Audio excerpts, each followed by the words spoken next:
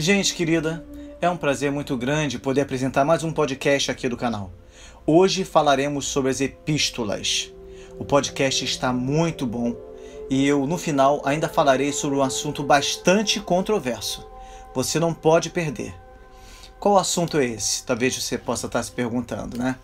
Bem, a gente vai falar sobre qual o dia correto que Jesus foi crucificado. Você sabia que há muita discussão sobre isso? Eu falarei detalhadamente sobre as 3 posições. Será que foi na sexta-feira mesmo? Ou na quinta? Ou na quarta-feira? Você saberá tudo sobre isso no fim do podcast de hoje. Não perca!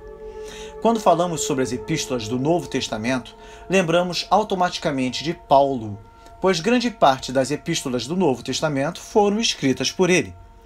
Paulo e outros escritores da Bíblia possuem preocupações pelas pessoas que eles amam.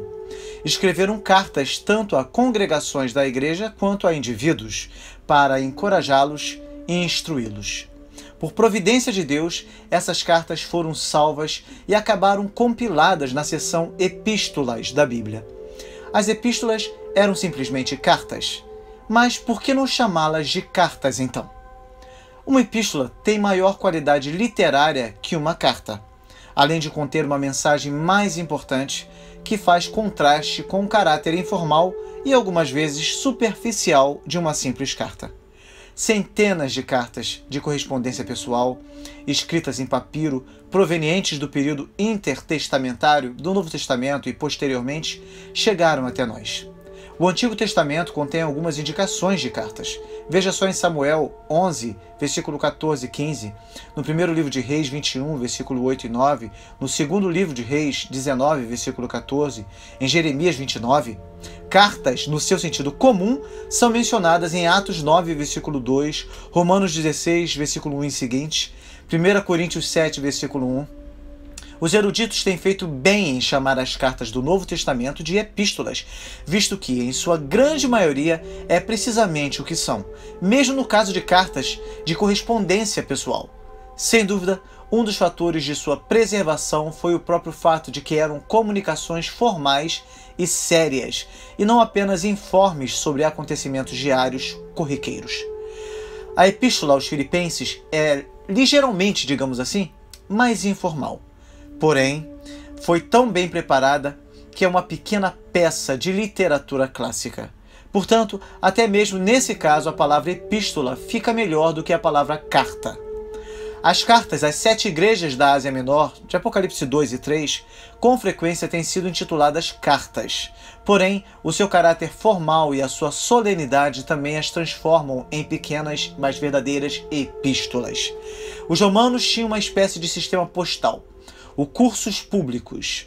Todavia, o serviço não servia ao público em geral, mas estava reservado aos negócios do governo. Por isso, uma carta escrita a um amigo ou a uma igreja, como no caso das epístolas do Novo Testamento, exigia alguém que as levasse pessoalmente ao destinatário.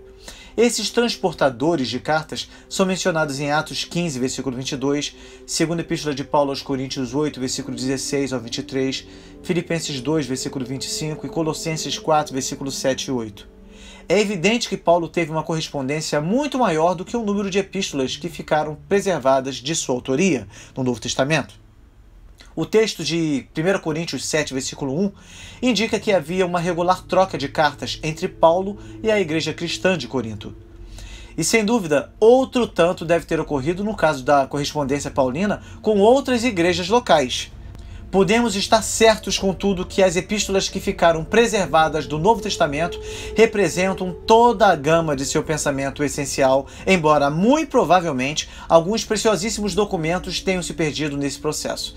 Verifique só em 1 Coríntios 5, 9 e Colossenses 4, versículo 16. Os eruditos disputam se Paulo e outros escritores do Novo Testamento tinham consciência do valor duradouro de seus escritos e se antecipavam que esses escritos se tornariam parte de um novo cânon das Sagradas Escrituras. Podemos apenas conjecturar a esse respeito, embora seja provável que eles não tivessem tais pensamentos em mente quando escreveram tais composições, ainda que haja indícios bem claros de que eles tinham consciência de que haviam sido impelidos pelo Espírito de Deus.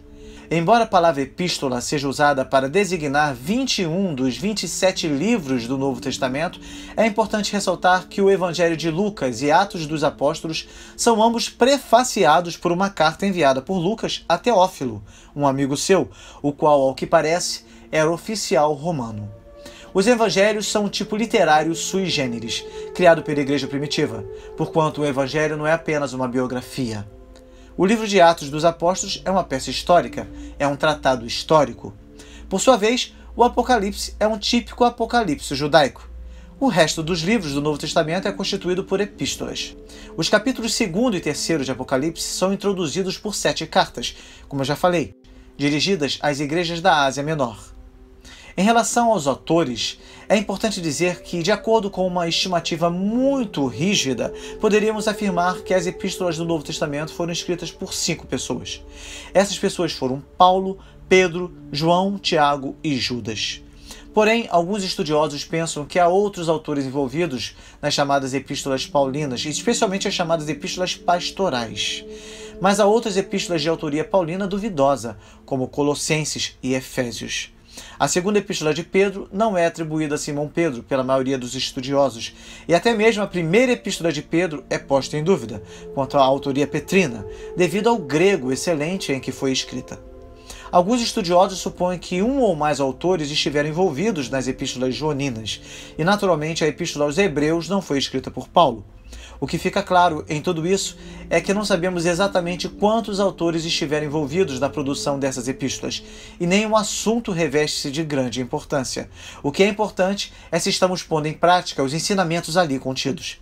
Você vai se lembrar de que 13 das epístolas foram escritas pelo apóstolo Paulo, enquanto as 9 seguintes possuem vários autores diferentes. Outra questão importante surge: quando as cartas paulinas foram escritas? As cartas de Paulo foram escritas ao longo do frutífero ministério do apóstolo. Por isso, não é tão fácil determinar quando exatamente as cartas de Paulo foram escritas. Para tanto, seria preciso ter muitos detalhes sobre a cronologia do ministério do apóstolo. Mas uma comparação entre o livro de Atos dos Apóstolos e as epístolas paulinas fornece informações preciosas que nos auxiliam, pelo menos em termos gerais, a ter uma ideia de quando as cartas de Paulo foram escritas.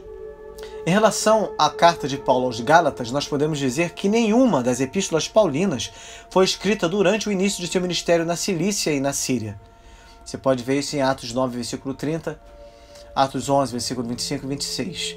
Isso significa que todas as cartas de Paulo foram escritas após o final da década de 40 d.C., quando ele foi comissionado como missionário pela igreja de Antioquia. Juntamente com Barnabé, Paulo fez sua primeira viagem missionária. Durante essa viagem, ele visitou a ilha de Chipre e várias cidades da província da Galácia. Atos 13 e 14.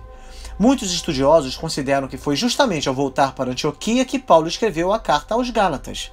Seu objetivo era combater a influência dos judaizantes que tentavam impor tradições judaicas aos cristãos gentios. Em relação à primeira e à segunda epístola aos Tessalonicenses, nós podemos dizer que é o seguinte: em algum tempo depois, entre os anos 50 e 52 depois de Cristo, Paulo saiu em sua segunda viagem missionária. Dessa vez, ele foi acompanhado por Silas. Durante essa viagem, ele recrutou Timóteo. Além disso, com sua evangelização, ele alcançou até o continente europeu, fundando as igrejas de Filipos, Tessalônica e Corinto. Você pode verificar isso em Atos 15, versículo 36, até Atos 18, versículo 22. Então o apóstolo ficou 1 ano e meio em Corinto. Durante esse tempo, ele escreveu as cartas de 1ª e 2ª Tessalonicenses como forma de encorajamento aos cristãos que estavam sendo perseguidos. Em relação à primeira e à segunda carta aos Coríntios e à carta aos Romanos, nós podemos dizer que mais tarde, Paulo fez sua terceira viagem missionária e, além de voltar à Galácia, nessa viagem o apóstolo ficou um longo tempo em Éfeso. Quando estava em Éfeso, Paulo foi avisado dos graves problemas que ameaçavam a igreja de Corinto. Foi então que provavelmente ele escreveu a carta de 1 Coríntios. Ainda em sua terceira viagem missionária, Paulo seguiu para o norte. Provavelmente, enquanto passava pela Macedônia, o apóstolo recebeu boas notícias sobre o arrependimento dos crentes coríntios, e como resposta, ele escreveu e enviou a carta de 2 Coríntios. Mais tarde, parece que ele foi pessoalmente visitar Corinto. Os intérpretes dizem que de Corinto, Paulo teria escrito a carta aos Romanos. Em relação à carta aos Efésios, Filipenses, Colossenses e Filemão, é importante saber que depois de 3 meses que estava na Grécia, o apóstolo resolveu voltar à Judéia.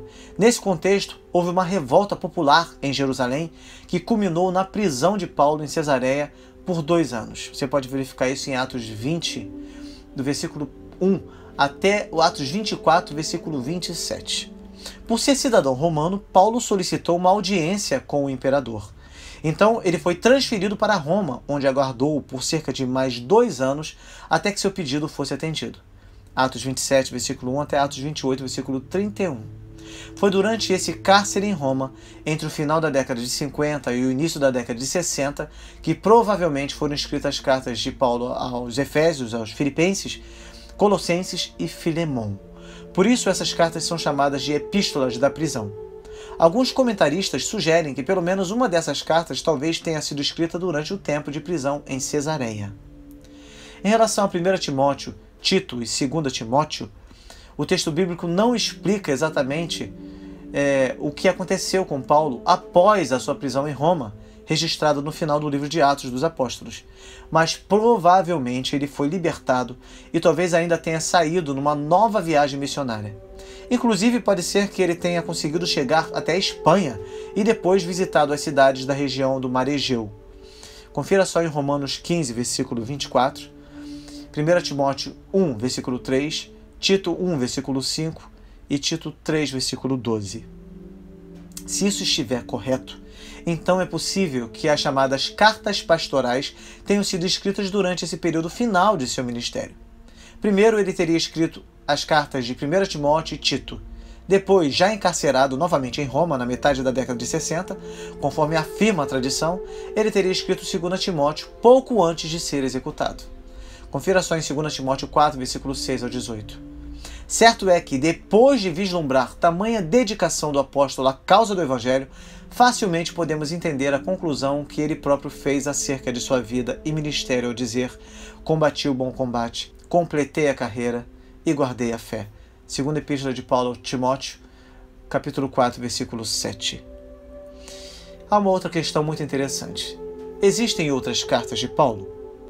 Paulo era uma pessoa extremamente ativa e dedicada à obra de Deus, e sempre estava envolvido com a propagação do Evangelho e com o zelo pela pureza das doutrinas centrais da fé cristã. Então é certo que o apóstolo Paulo tenha escrito outras cartas, mas essas cartas não existem mais. O próprio Paulo menciona 2 dessas cartas perdidas. Uma delas seria uma provável epístola dirigida aos Laodicenses. Verifique só em Colossenses 4, versículo 16. Parece que a epístola à igreja de Laodiceia também deveria ser repassada à igreja de Colossos, bem como a carta aos Colossenses igualmente deveria ser lida em Laodiceia. A outra carta foi escrita aos crentes de Corinto antes de o apóstolo ter lhes escrito 1 Coríntios. Parece que o conteúdo principal dessa carta era uma exortação para que os crentes coríntios se apartassem de cristãos nominais que continuavam praticando imoralidades. Verifique só em 1 Coríntios 5, versículo 9. Por algum motivo, Deus não permitiu que essas cartas de Paulo chegassem até nós. Mas devemos ficar satisfeitos porque tudo o que precisávamos saber está preservado de forma completa e inerrante no cânon bíblico. Inclusive, do próprio Paulo, Deus permitiu que 13 de suas cartas fossem preservadas para servir de bênção para os cristãos de todos os lugares e de todas as gerações. Nosso estudo de história agora está completo.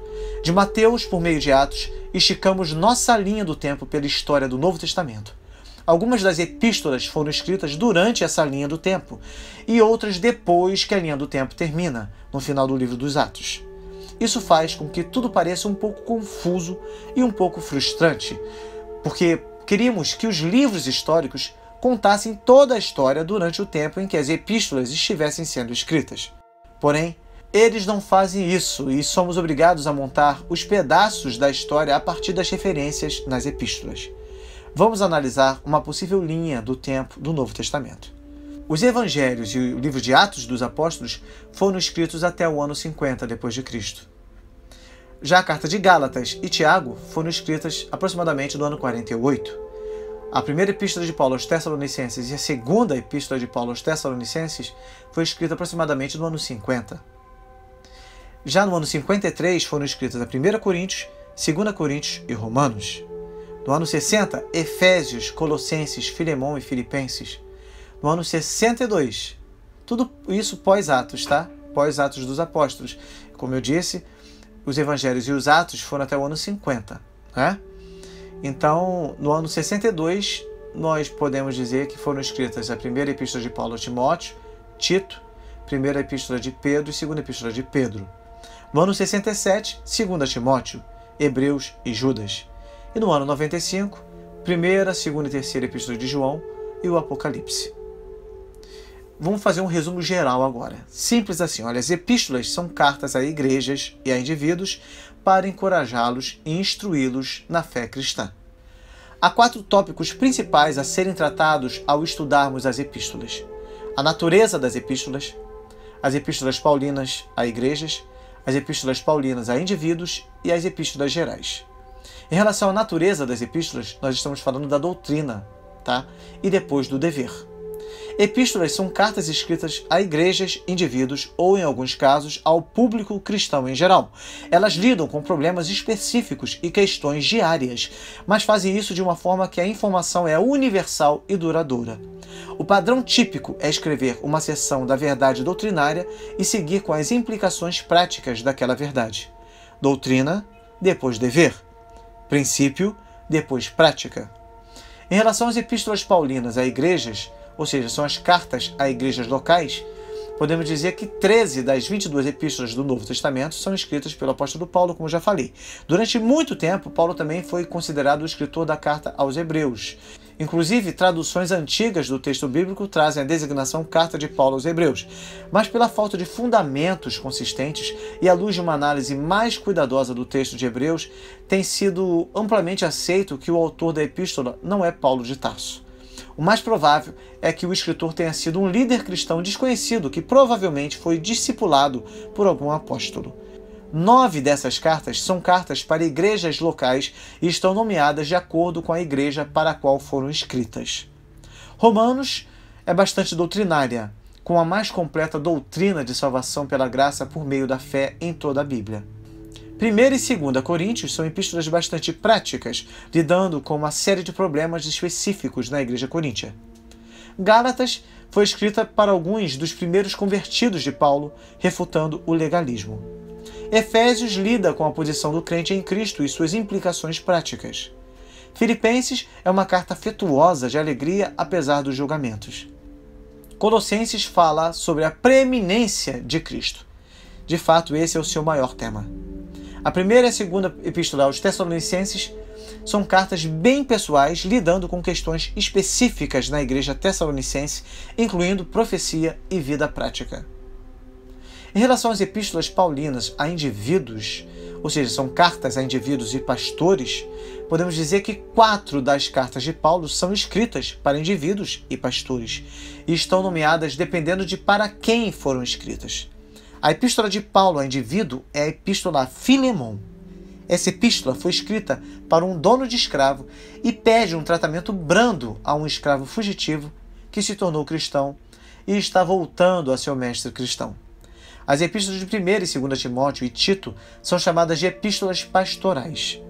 Esse título coletivo foi dado às mesmas desde o século XVIII. Trata-se de apropriada designação para as mesmas, porquanto abordam problemas eclesiásticos, tendo por intuito ajudar os pastores em seu trabalho, especialmente no ministério do ensino e na vigilância em favor da igreja cristã, mormente no tocante aos assédios dos ensinamentos falsos. Essas epístolas tratam essencialmente de temas de natureza prática, como a ordem e a disciplina eclesiásticas, a seleção dos oficiais da igreja e o caráter e os deveres dos membros da comunidade cristã. Essas 3 epístolas estão tão intimamente entrosadas em sua estrutura, fraseologia e propósitos que não podem ser encaradas como unidades separadas. A primeira e a segunda epístola de Paulo a Timóteo são 2 cartas a um jovem pastor em Éfeso. A primeira carta aconselha-o sobre questões da igreja local e a segunda encoraja-o a permanecer forte na fé no meio dos julgamentos. A epístola de Paulo a Tito foi escrita para o pastor da igreja na ilha de Creta. Lida bastante com questões da igreja local, incluindo as qualificações para líderes da igreja. No tocante à cronologia do Novo Testamento, devemos nos lembrar que várias das epístolas paulinas antecederam os evangelhos, como eu já falei, ou mesmo a qualquer outro livro neotestamentário, pelo que também são os primeiros grandes escritos que deram início àquela série de documentos que finalmente veio a formar nosso Novo Testamento. As epístolas gerais nada mais são do que cartas ao público cristão. Escritas por vários autores, as 9 epístolas gerais são cartas ao público cristão em geral, com exceção de 2ª e 3ª epístola de João. São normalmente intituladas de acordo com a autoria. Hebreus é fortemente doutrinária, tá? É um livro, na verdade, que baseia-se muito nas verdades do Velho Testamento para ensinar a verdade do Novo Testamento a uma audiência judaica. Tiago é um tratamento incisivo e prático do funcionamento apropriado da fé cristã do dia a dia. 1ª e 2ª Pedro foram escritas para crentes dispersos por toda a Ásia e Galácia, lida com a resposta apropriada ao sofrimento e oposição. 1ª, 2ª e 3ª João são cartas do apóstolo João lidando com o amor de Deus e seu funcionamento na vida dos cristãos. Judas é um breve livro, mas poderoso, avisando contra uma vida ímpia. E Apocalipse é um livro gigante, totalmente profético, lidando com a natureza e a cronologia do fim dos tempos. Parabéns! Você acabou de completar a visão básica da história da igreja, todos os 66 livros.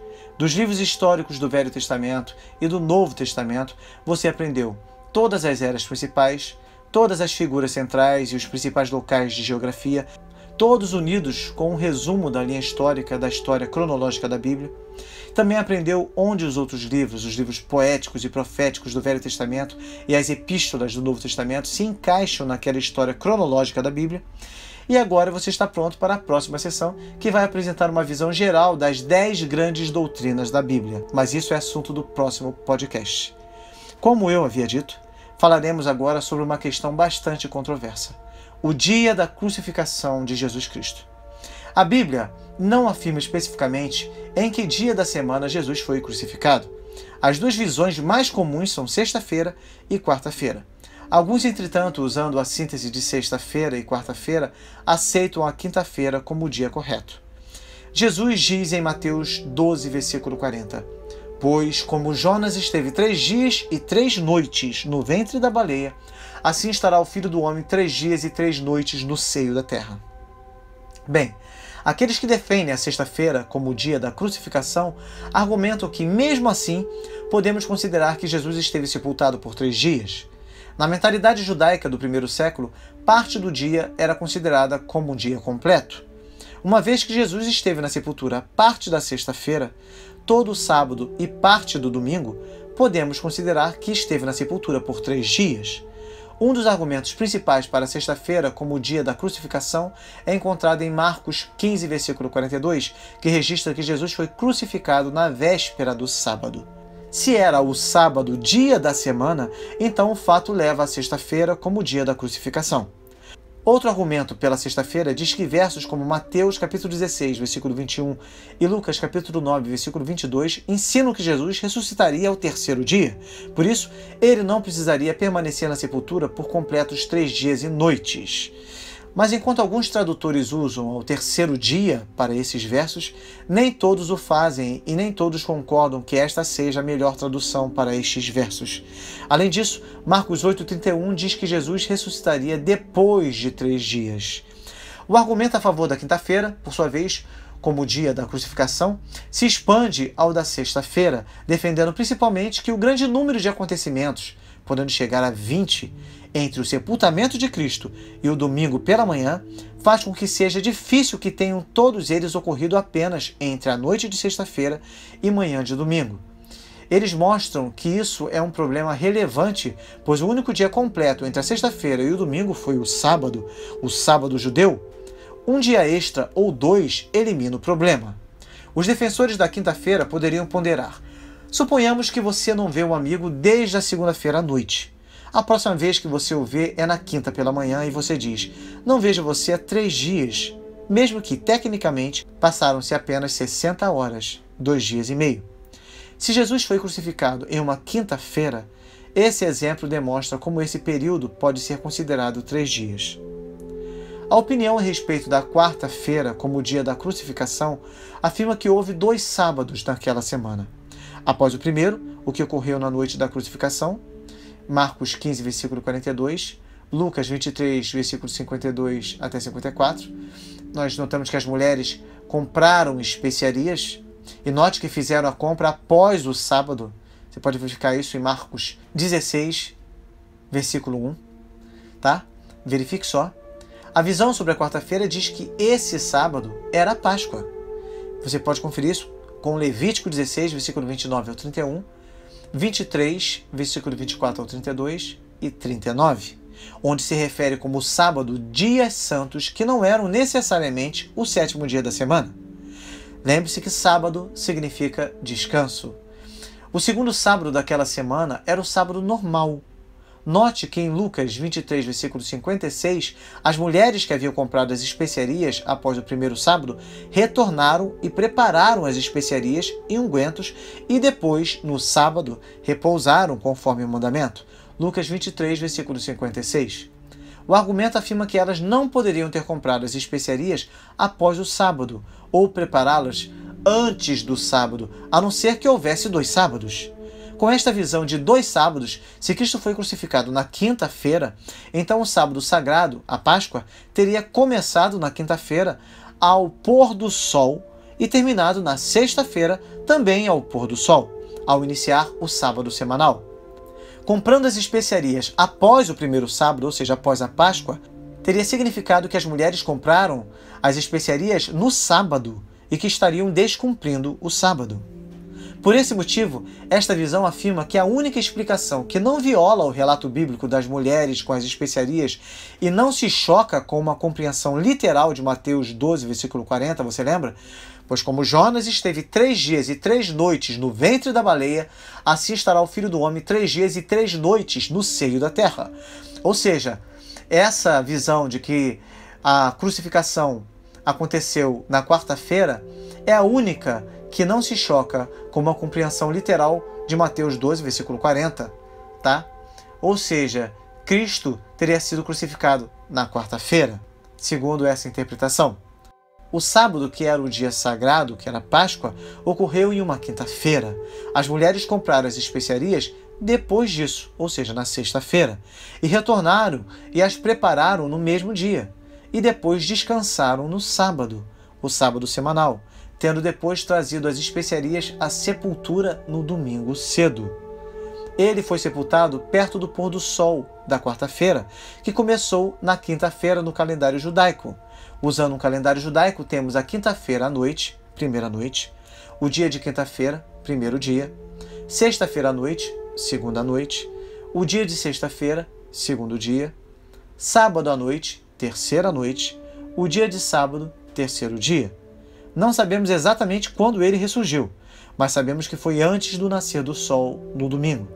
João 20, versículo 1, diz que Maria Madalena veio de madrugada, sendo ainda escuro, e a pedra havia sido deslocada, e ela, encontrando Pedro, disse: levaram o Senhor do sepulcro, de modo que ele pôde ter ressuscitado bem cedo, logo depois do pôr do sol, sábado à noite, por exemplo, que começou no primeiro dia da semana dos judeus.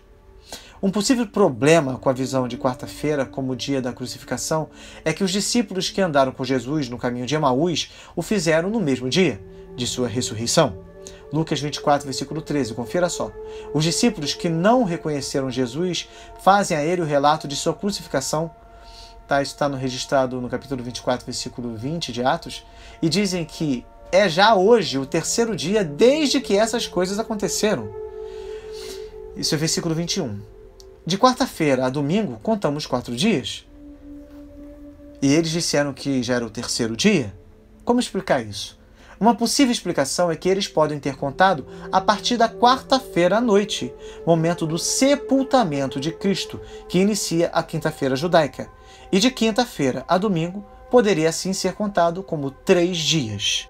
Portanto, segundo a interpretação de quarta-feira, esta seria a única interpretação que não chocará com o relato das mulheres comprando as especiarias e também com a compreensão literal de Mateus 12, versículo 40. A única das interpretações. Ou seja, o que a gente pode tirar de tudo isso? Não sei qual a sua interpretação, se seria quarta, quinta ou a interpretação tradicional de sexta-feira. Fato é que um plano maior, nós podemos dizer que não é tão importante saber em que dia da semana Cristo foi crucificado. Se fosse tão importante, então a palavra de Deus teria claramente nos comunicado esse dia, não é? O que é importante é que ele morreu e que ele fisicamente ressuscitou dos mortos. O que é igualmente importante é o motivo por que morreu, para levar a pena merecida por todos os pecadores. João 3,16 e João 3,36 proclamam que, crendo ou colocando sua confiança nele, temos vida eterna. Amém? Achei muito interessante trazer esse tema aqui, até porque muita gente levanta essa questão. E você agora já sabe dessas 3 posições e pode se posicionar e ver qual você acha mais coerente. Tá bem? Deus abençoe muito a sua vida, continue aqui acompanhando toda a programação do nosso canal, feita com muito carinho, as nossas séries de estudo que são lançadas todo domingo às 22 horas, e durante a semana, nos nossos devocionários, nós debatemos cada tema da série de estudo, aplicando esses temas ao nosso dia a dia, para que o processo de aprendizado seja completo, seja facilitado. Além disso, temos a nossa rede de oração e intercessão toda segunda, quarta e sexta, às 20 horas da noite. Você não pode perder, temos os nossos louvores, outras séries do canal que você pode acessar em nossa playlist, material, assim, um conteúdo extenso mesmo para você e de excelente qualidade. Então aproveite bastante, tá? Já aproveita agora para compartilhar. Se você ainda não é inscrito no canal, inscreva-se no canal, compartilhe esse conteúdo precioso com seus contatos, com seus grupos de WhatsApp, com as demais redes sociais, tá bem? E até o próximo vídeo, com a graça de Deus.